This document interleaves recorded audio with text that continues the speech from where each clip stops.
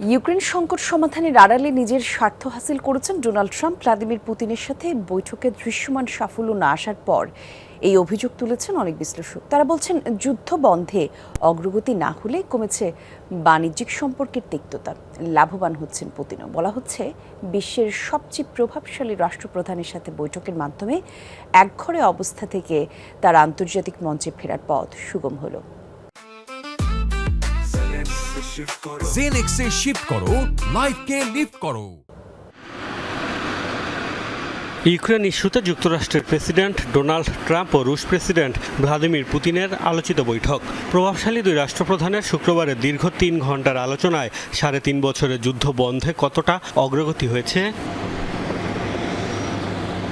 বিশ্লেষকরা বলছেন, ট্রাম্প ও পুতিনের সংবাদ সম্মেলন থেকে এটি স্পষ্ট যে ইউক্রেন যুদ্ধ বন্ধের চেয়ে নিজেদের দূরত্ব ঘোচাতেই বেশি মনোযোগী ছিলেন তারা। বাণিজ্য সম্পর্ক পুনরুদ্ধারী যে এজেন্ডা ছিল সেটিও স্পষ্ট হয়েছে তাদের বক্তব্যে। ইউক্রেনকে সাক্ষাতের কারণ হিসেবে ব্যবহার করেছেন ট্রাম্প ও পুতিন। তাদের বৈঠকে ইউক্রেন গুরুত্ব পায়নি। আলোচনার কেন্দ্রবিন্দুতে ছিল রাশিয়া যুক্তরাষ্ট্রের মধ্যে শান্তি চুক্তি, যা ইউক্রেনের জন্য হতাশাজনক। বলা হচ্ছে, আলোচিত বৈঠক ইউক্রেনের জন্য হতাশার হলেও লাভবান হয়েছেন ট্রাম্প ও পুতিন। অর্থনৈতিক সুবিধা আদায়ে রাশিয়ার সাথে দ্বিপাক্ষিক সম্পর্ক জোরদারে ইতিবাচক অগ্রগতির কথা জানিয়েছেন ট্রাম্প। অন্যদিকে পশ্চিমা বিশ্বের সবচেয়ে প্রভাবশালী দেশ সফরের মাধ্যমে আন্তর্জাতিক অঙ্গনে দীর্ঘদিন ধরে যে একঘরে অবস্থায় ছিলেন পুতিন, তা থেকে ফিরে আসার পথ তৈরি হয়েছে। ট্রাম্প আমেরিকার অর্থনৈতিক স্বার্থের জন্য লড়ছেন। তিনি বলতে পারবেন, আমি এমন এক যুদ্ধ থেকে আমেরিকাকে সরিয়ে এনেছি যেটি আমাদের নয় এবং যা ছিল বাইডেনের সৃষ্টি।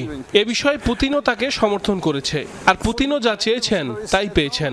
তিনি পশ্চিমা নেতাদের সাথে সাক্ষাৎ করে আবারও আন্তর্জাতিক মঞ্চে ফিরে এসেছেন। বৈঠক শেষে ট্রাম্প দাবি করেছেন, যুদ্ধবিরতি নয়, স্থায়ী শান্তি চুক্তির মাধ্যমে শেষ হওয়া উচিত ইউক্রেন সংকট। এতদিন যা চেয়ে এসেছে রাশিয়া। মোস্তফা মাহমুদ, যমুনা নিউজ।